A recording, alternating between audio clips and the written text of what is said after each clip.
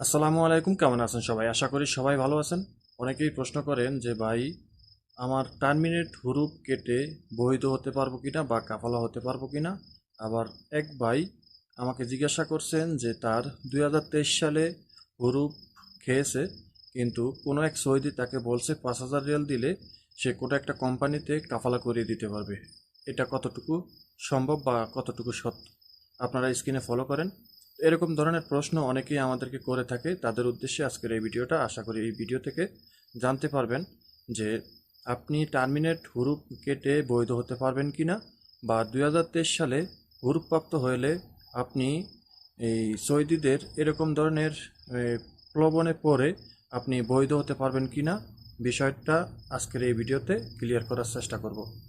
তো আমরা বরাবরই কিন্তু আপনাদেরকে এর আগে অনেক ভিডিওতে জানিয়েছিলাম যে 2022 সালের 25 অক্টোবর 2022 সালের আগে যদি আপনি হুরুপপ্রাপ্ত হয়ে থাকেন, তাহলে তারা তলব দিলে তাদের তলব অ্যাকসেপ্ট হয়ে যায় এবং তারা কাফালা হতে পারে। কিন্তু 25শে অক্টোবর 2022 সালের পরে যারা হুরুপপ্রাপ্ত, অর্থাৎ তখন থেকে কিন্তু টার্মিনেট প্রথা চালু হয়। প্রথমে টার্মিনেট করে 60 দিন মেয়াদ থাকে। 60 দিনের ভিতরে আপনাকে কাফালা হতে হবে, অন্যথায় দেশে চলে যেতে হবে। যদি দুইটার কোনোটাই আপনি যদি না করেন, তাহলে সেক্ষেত্রে আপনি অবৈধ হয়ে যাবেন এবং আপনার হুরুপ চলে আসবে। আর এই হুরুপ চলে আসলে আপনি কোনোভাবেই আপনি বৈধ হতে পারবেন না। এটা হলো মেইন কথা। আপনাকে যদি কোনো সৌদি বলে আপনি 5,000 রিয়াল দিলে আপনাকে কোনো কোম্পানিতে কাফালা করাতে পারবে, ভাই এটা সম্পূর্ণ মিথ্যা এবং আপনাকে ধোঁকা দেওয়ার পায়তারা, ঠিক আছে?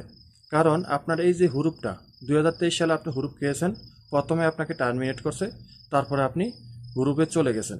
তো হুরুপ যখন খেয়েছেন, আপনি কোনোভাবেই আপনি বৈধ হতে পারবেন না। দেশে চলে যেতে হবে সফর জেলের মাধ্যমে, অথবা বিশেষ কোনো এই মানে সাধারণ ক্ষমার মাধ্যমে, ঠিক আছে, বা আউটপাসের মাধ্যমে, যে কোনোভাবে হোক আপনি দেশে যেতে হবে।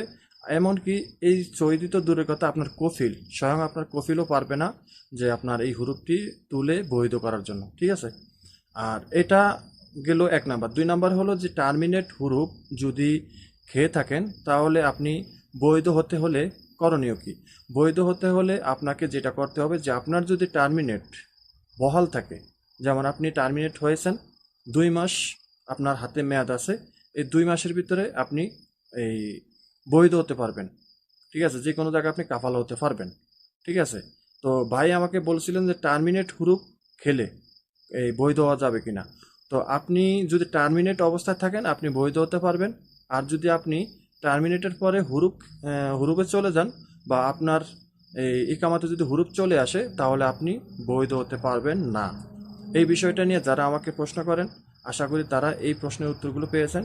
এক কথায় 25শে অক্টোবর 2022-এর আগের যারা হুরুপপ্রাপ্ত হয়েছেন, তারা এই যে কোনো সময় যে কোনো কফিলের কাছে আপনি কাফালা হতে পারবেন। তলব দিলেই তাদের হুরুপটা কেটে কাফালা হয়ে যায় অটোমেটিকলি, কোনো রকম কোনো প্যারা ছাড়াই, ঠিক আছে? আর যদি 25শে অক্টোবর 2022 সালের পরে যদি আপনি টার্মিনেটের মাধ্যমে হুরুপ খেয়ে থাকেন, তাহলে আপনি কোনোভাবেই বৈধ হতে পারবেন না।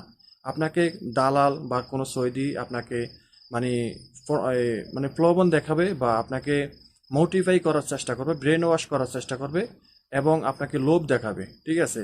এমনকি আপনাকে একেবারে এমনভাবে মোটিফাই করার চেষ্টা করবে যে আপনি বিশ্বাস না করে পারবেন না। আপনি দয়া করে এসব ধরনের ফাঁদে পা দিবেন না।